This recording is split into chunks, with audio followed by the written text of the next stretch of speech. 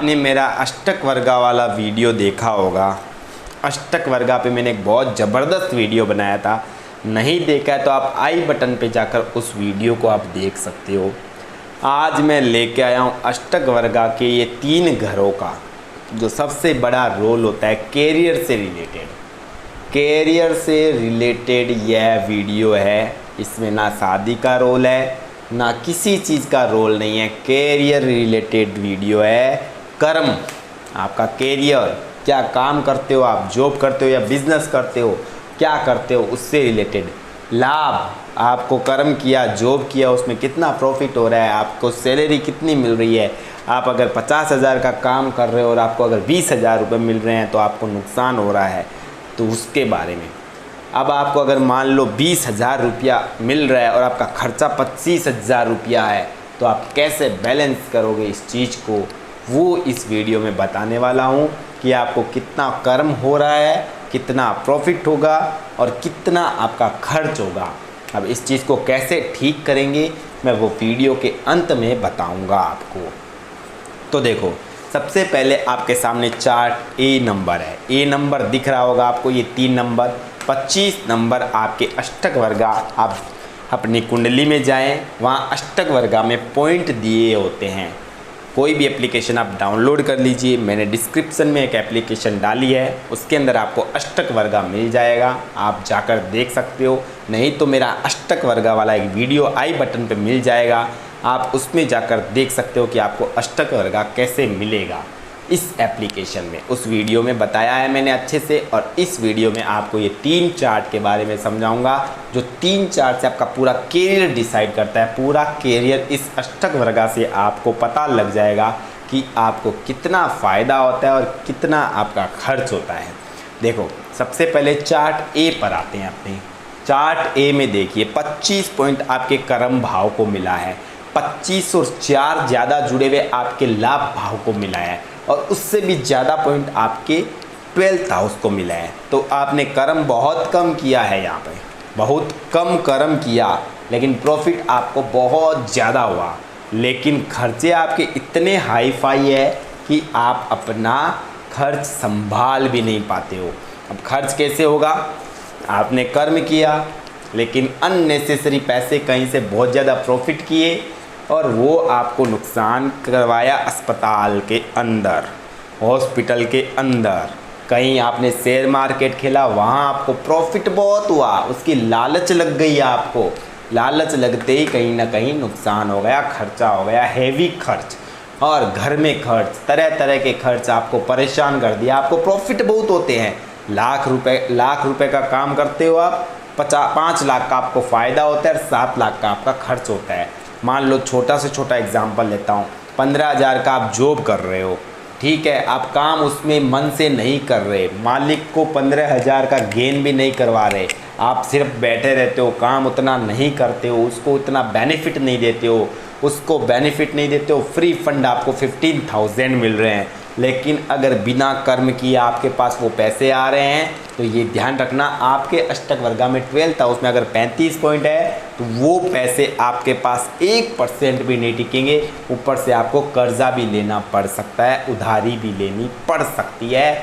100% accurate फलित है। आप अपनी कुंडली में लगा कर देखिए कि कर्म भाव में क्या मेरे 25 पॉइंट है, 28 पॉइंट है, 30 पॉइंट है, और उससे ज़्यादा मेरे लाभ भाव में, और उससे भी ज़्यादा मेरे 12th हाउस में है। अगर 12th हाउस में ज़्यादा पॉइंट होंगे तो खर्चा बहुत ज़्यादा होगा।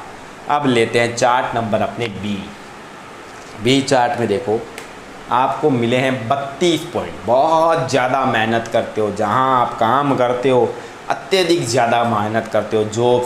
जहाँ जॉब करते हो वहाँ मालिक का इतना काम करते हो कि मालिक बहुत खुश हो जाता है, और आपका हर महीना कुछ ना कुछ इंक्रीमेंट, हर 6 महीना या साल भर में इंक्रीमेंट करने लग जाता है, और आपको बेनिफिट। जैसे मान लो आपने 10,000 की जॉब लगी है, आप इतना मन लगा के मेहनत कर रहे हो, बहुत ज़्यादा मालिक को फ़ायदा करवा रहे हो, मालिक आपको एज ए पार्टनर समझने लगा है, तो मालिक क्या करेगा? आपका भी बेनिफिट कराएगा कि इतना मेहनत लगा के मेरे को कोई टेंशन नहीं है, आप उसका काम इतना अच्छे से संभालते हो तो मालिक आपका हर साल इंक्रीमेंट करेगा, दिवाली पर बोनस देगा, होली पर बोनस देगा, हर त्यौहार में आपको फेस्टिवल में फ़ायदा करवाएगा, तो आपको बेनिफिट ज़्यादा से ज़्यादा मिला।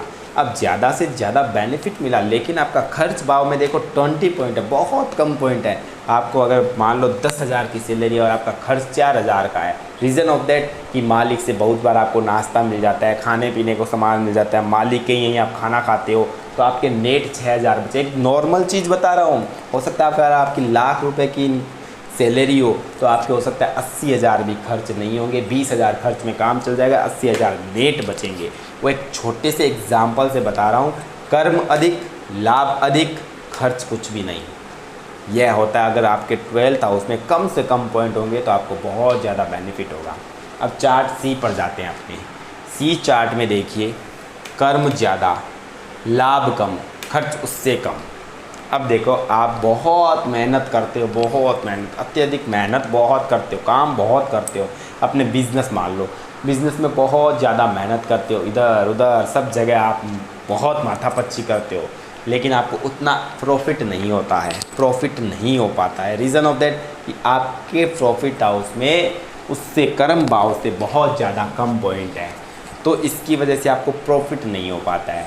अब प्रॉफिट नहीं हो पाता है लेकिन आपके खर्चे भी इतने नहीं है कि आपका जो लाइफ है बैलेंसिव चल रहा है, मतलब खर्च भी नहीं है लेकिन प्रॉफिट भी नहीं है, सेविंग नहीं हो पाती है, लेकिन खर्चे भी इतने नहीं है कि हायर खर्चे हो कि आप इतना मेहनत कर रहे हो और आपका खर्च निकल जा रहा है आराम से, आप आराम से रह रहे हो, जी रहे हो, लेकिन आपका खर्च इतना ज़्यादा नहीं है, लेकिन उतना ज़्यादा प्रॉफिट भी नहीं होता। रीज़न ऑफ दैट कर्म भाव में तो बहुत पॉइंट है लेकिन लाभ भाव में कम है और उससे कम है आपके 12th हाउस में खर्च भाव में। इसलिए आपका ले दे के लाइफ बैलेंस चलता है लेकिन सेव नहीं कर पाते हो।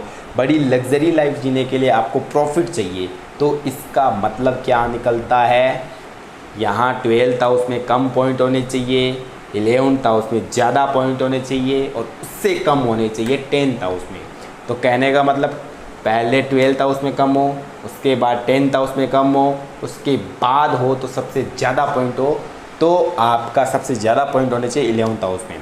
मतलब पहले 10th हाउस को देख लो, उसमें 25, 28, 30 पॉइंट होने ही चाहिए, 25 से ऊपर पॉइंट होना ज़रूरी है। अगर 25 से नीचे पॉइंट होगा आपके 10th हाउस में तो आप कर्म ही नहीं करोगे। पहली बात काम करना ही, आप आलस रहेगा शरीर में, काम करना पसंद नहीं करोगे, काम नहीं होगा आपसे, काम नहीं करोगे तो आपको प्रॉफिट नहीं होगा, प्रॉफिट नहीं होगा तो आप खर्च करोगे कहाँ से, आपके पास पैसे ही नहीं होंगे। तो अब देखो रूल बता देता हूँ। कर्म भाव में 28 से 32 पॉइंट होना अति उत्तम है। कर्म भाव में 28 से 32 होना अति उत्तम पॉइंट है। लाभ भाव में कर्म भाव से 2 से 5 तक ज़्यादा हो पॉइंट तो और भी ज़्यादा अच्छा। मतलब लाभ भाव में कर्म भाव से अगर मान लो मेरे कर्म भाव में 32 पॉइंट हैं तो मेरे लाभ भाव में कम से कम 36 पॉइंट होने चाहिए, 38 पॉइंट होने चाहिए, या 32 से 2 अधिक पॉइंट होने ही चाहिए। खर्च भाव में लाभ भाव से 5 या 10 पॉइंट कम होने चाहिए। मतलब खर्च भाव में अगर मान लो मेरे लाभ भाव में 35 पॉइंट है तो खर्च भाव में 25 पॉइंट होने चाहिए या 22 पॉइंट होने चाहिए, तभी मेरा पैसा सेव होगा और फ़ायदा होगा। अब ये चीज़ तो मैंने बता दी, लेकिन इसका उपाय कैसे करें, अब मैं वो उपाय बता रहा हूँ। देखो कर्म भाव में अगर आपके कम पॉइंट है तो आप मेहनत इतनी ज़्यादा करो कि आपका प्रॉफिट हाउस एक्टिवेट हो जाए। अब प्रॉफिट हाउस में प्रॉफिट ही नहीं है तो कहाँ से प्रॉफिट मिलेगा। तो एकादश भाव का जो मालिक है, 11वें घर का जो लॉर्ड है, उसकी पूजा करो, उसका दान कभी भी नहीं करना है। एकादश मान लो यहाँ आपकी मीन राशि बनती है तो 12वां घर 12 नंबर लिखा हुआ है, मीन राशि बनती है एकादश में, तो विष्णु भगवान की पूजा करो। यहाँ मान लो आपकी मंगल की राशि बनती है तो हनुमान जी की पूजा करो, तो उनकी पूजा करने से आपको फ़ायदा होगा।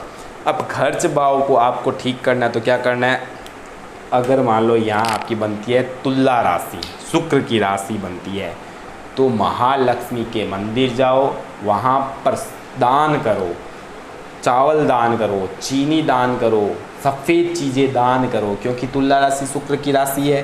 तो सफ़ेद चीज़ें दान करने से आपके खर्चे बिना फालतू की जगह पे नहीं लगेंगे और आपके सेविंग होने लग जाएंगे। ये इतना सा उपाय करके देखिए, आपको बेनिफिट ही बेनिफिट मिलेगा। दोस्तों आते हैं अगले वीडियो में। अष्टक वर्गा का वीडियो है, आप आई बटन पे जाकर अष्टक वर्गा को समझ सकते हो, उसमें वीडियो डाला हुआ है, नीचे लिंक भी मिल जाएगा। और इस वीडियो को समझ लिए तो आपका कैरियर भाव आप खुद जान सकते हो। जय माता दी।